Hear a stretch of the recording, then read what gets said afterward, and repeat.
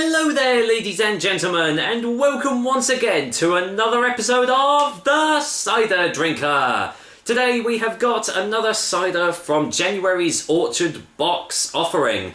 And this is one that I've had a couple of their ciders before. But this one, apparently you can get this in supermarkets, but just sadly not around my area. But thankfully, Orchard Box has come up trumps. It's the Chaplin Cork's company, and it's the turn of their vintage cider.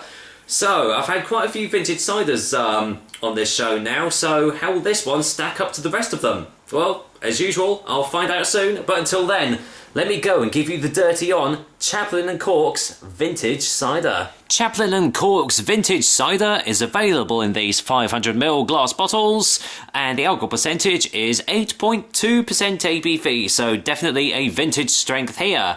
It's a medium dry tasting cider apparently, and the price is around about £1.99, at least from what I've seen so far. So, what will this one taste like? So yes, 8.2%. I do believe that's actually the same strength as Henry Weston's Vintage. So this is definitely one that I'm kind of a little bit excited about actually. It's their 2014 Vintage. And yeah, the label, I like Chaplin Cork's labels actually. They're just very striking. In fact, like, because it's so shiny, you can't really see the label because the light's just shining off it. But yeah, really, really nice touch. And they do seem to be a bit of a better offering on the supermarket shelves. But unfortunately, it seems that I think the Shepton Mallet Cider Mill has actually gone under, or at least they've moved production over to Ireland, in which case quite a lot of jobs have actually been lost, which is a bit of a shame. I'm sure you can still get their drinks, but whether they're actually still going to be the same or not remains to be seen. Anyway, on the back, I think it's pretty much the exact same description as on the other two, but I'll read it out anyway. Our master cider makers Bob Chaplin and Bob Cork had a simple passion. Bob Cork, should I say, had a simple passion to make a cider to surpass all others. Using only fresh juice from the finest quality English apples, they pressed and crafted an exquisite range of ciders. Just notice there's a comma after Anne, oh dear. And disguised them as batch 417 at our cider mill to savour for their own enjoyment. The secret didn't last long and word quickly spread just how special these ciders were. Here at the Shepton Mallet Cider Mill, we are now delighted to celebrate and share our range of Chaplin Cork's legendary ciders. So yeah, pretty much the exact same description as the other two, and there's actually not a lot else about this drink, so I'm guessing it's going to be very dry, tannic, oaky, all the typical vintage smells and tastes, but how will they actually be? Well, let's get this cracked open and just see. Light carbonation, let's go in for the whiff test. Very subtle dry notes actually. Nothing massively overpowering. You can definitely smell the bitterness. A little hint of the tannins as well. All very laid back, very subdued at the moment, but you never know, the smells might come into fruition once I get it actually poured into the glass. So, well, as you can tell, I'm kind of doing that now, so there you go, get it all poured out. I don't think there's any sediment, so there you go, get it all poured in there. Right, let's get in for the colour test, and pretty standard vintage colour actually, very deep amber colour there. Very light carbonation as well. That will probably settle down to be quite a nice looking drink by the end of it. In fact, bubbles are pretty much disappearing already. But yeah, definitely looks like a vintage. Any more smells on the glass? Yeah, not really getting much of a nose off this one actually. Very slight bitter dry notes. A slight hint of the tannins.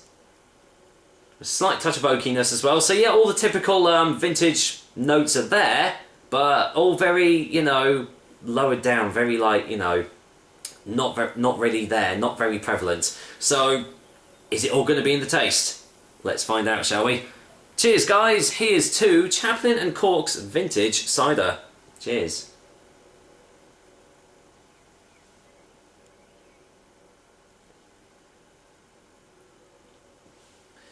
Now, it's definitely all in the taste.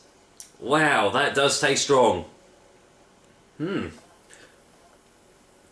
Not sure about the aftertaste though. Let's get a second opinion.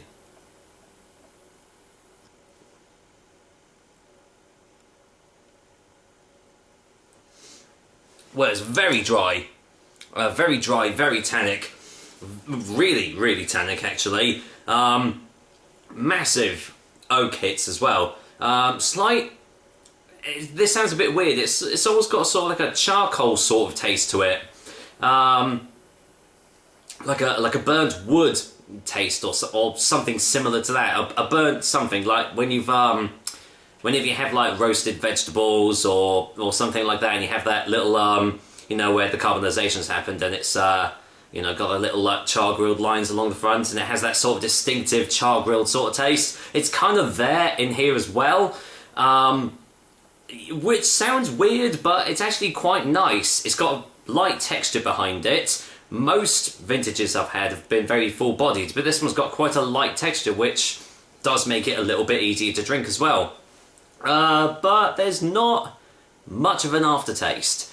I mean, it's left my mouth feeling very dry, as most vintages should, but aside from that, not much aftertaste. Normally you get a really like woody or an oaky, similar kind of aftertaste, but not really. It's not really there with this one. Well, there's a slight, ever so slight oaky aftertaste, but that's pretty much about it. Let's get the one.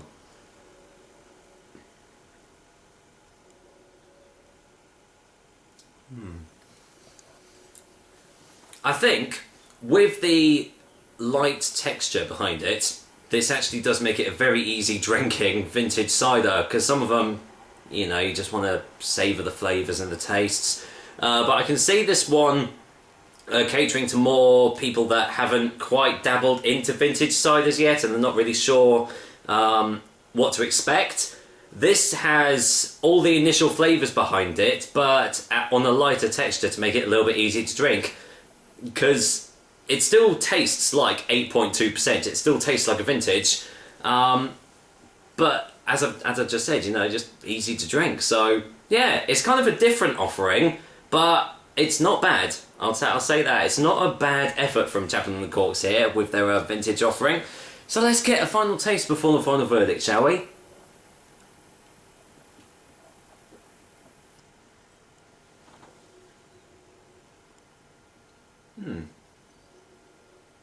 Yeah, not a bad effort. I would say it's actually better than Thatcher's vintage by quite a stretch actually.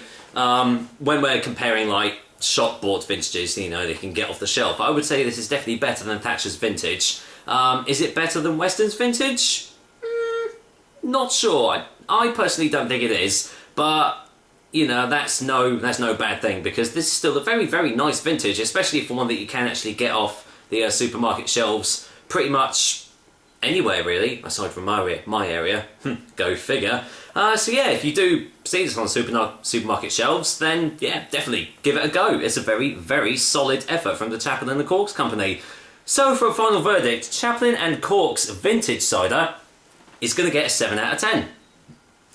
So yeah, as I've said, really, really decent effort by the Chaplin and Corks company here. It's not the best vintage I've had, but it's certainly not the worst, and it's certainly not bad tasting at all. So yeah, definitely give it a go, especially if you see it for like $1.99 or something. That's pretty decent value for this sort of drink, I'd say. So yeah, give it a go. Well, there we go, another episode of the Cider Drink for you guys. I hope you liked it, and as usual, I will be back with another delicious and tasty cider soon.